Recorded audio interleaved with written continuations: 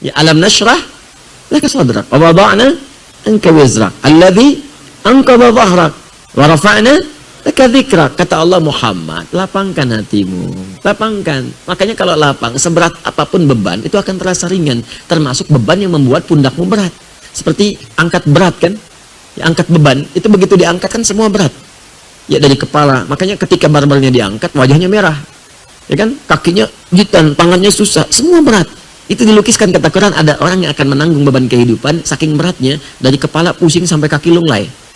Tapi kalau hatinya lapang, itu akan terasa ringan. Ringan. Kata Allah, ingat, bukankah dulu aku berikan yang baik-baik. Jadi kalau sedang ingat susah, ingat yang senangnya. Coba hidup kita itu, daripada susahnya kan lama senangnya. Ya kan?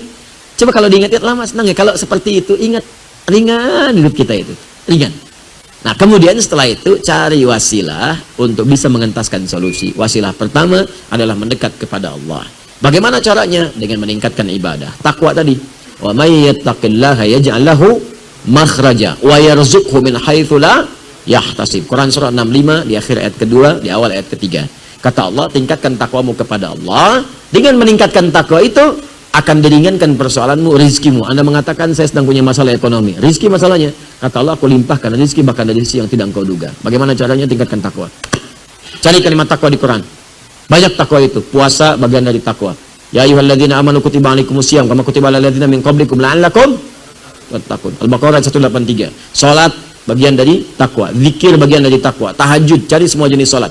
Mulai sekarang yang tadinya salat fardu tambah tahajud, tambah duha, tambah syuruknya, tambah rawatibnya, tingkatkan sholatnya. Demi Allah saya katakan, kalau Allah berjanji pasti ditepati. Kerjakan aja, nanti lihat apa yang terjadi pada diri Anda.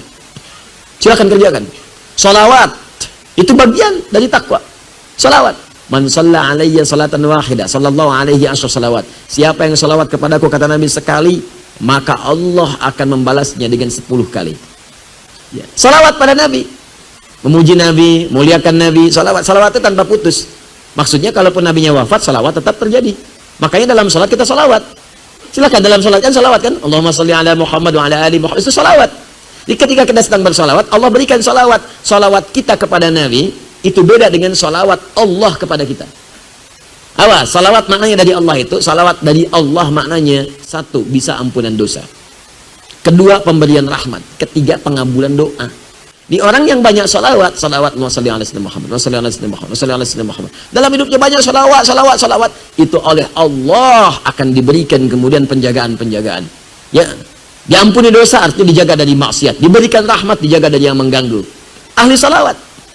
Makanya itu bagian dari wasilah. Quran surah ke-5 ayat 35. Ya ayyuhalladzina amanu ittaqullah. Ya orang-orang beriman bertakwa kepada Allah, wabtaghu ilaihil wasilah. Cari wasilah, tawassul untuk mengentaskan persoalanmu.